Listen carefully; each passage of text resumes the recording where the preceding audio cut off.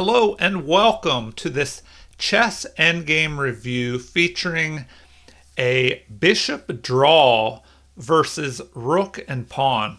And normally a rook and pawn versus a bishop would win, but in this position we see that the f pawn has been pushed too far forward, which prevents the white king from gaining the opposition here and threatening mates up on the back rank. And so here the game would continue with rook to c7 attacking this bishop. And now the bishop retreats, but here this bishop can keep an eye by jumping to b1 on this g6 square.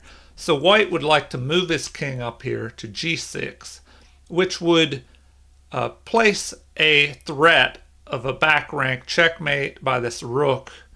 This would definitely cause issues and probably help white win the game. So the game continued with the rook moving here to cut off this b1 square for the bishop. So we have the bishop moving up to d5, and now the king decides to move over and maybe try and move up to e6 now and cause some checkmate threats by attacking this bishop. So the king moves up. White king is now attacking the bishop, trying to drive it away. And the bishop just moves down, keeping an eye on this e6 square. So after check by the rook, the king retreats, staying in front of the pawn. And now the rook has attacked this bishop. So white is probing black's defenses, trying to see if black will make a mistake here. And so the bishop just stays on this line, guarding the e6 square. And after an attack on the bishop, it just retreats, watching e6. And so now the king decides to try and jump over to the other side, to g6. And so the bishop just moves up to here, where from this position on d5, if the king jumps up to g6, we have a check from f7. And so the king does move up there, and then f7 check by the bishop. So the king must retreat.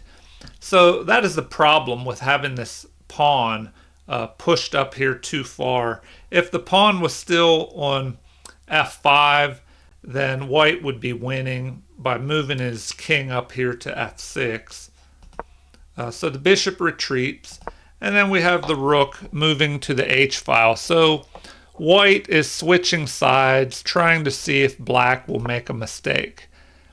And the bishop just moves here where it can keep an eye on g6 from the c2 square.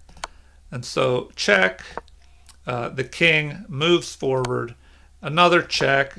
And so after the king's retreat, we have finally this pawn moving forward here.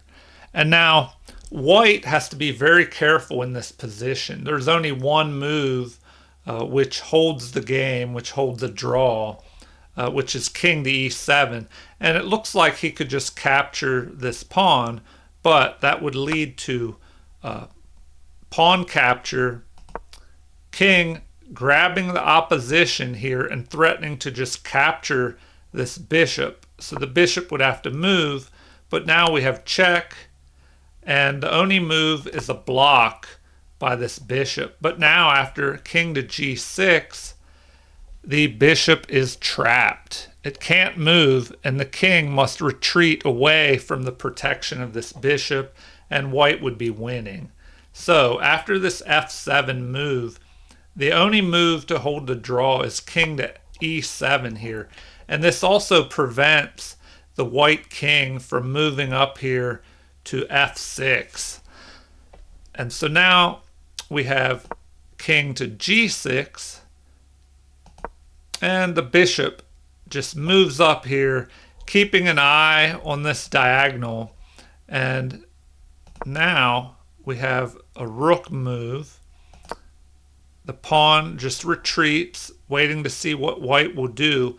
And finally, white just decides to get rid of this pawn. So after capture, we have king to f6, and then the king just moves to e8 here.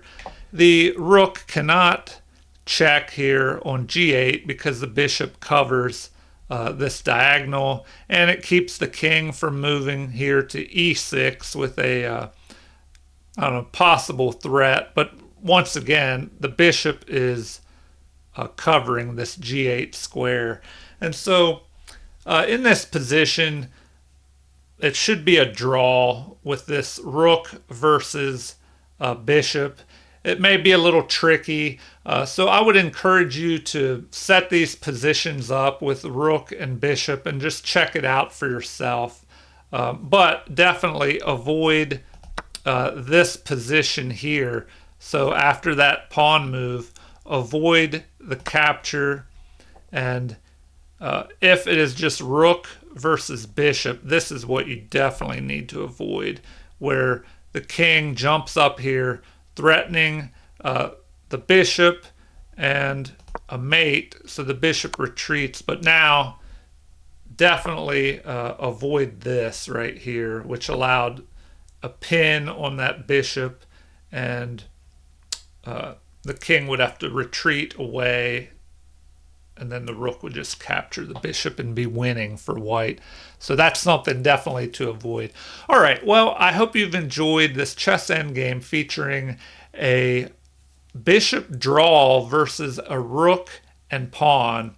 And that doesn't happen very often, but that's one instance to remember in case you ever come across it. All right, if you've enjoyed this video, please like and subscribe, and feel free to leave comments or suggestions. Thank you, and have a great day.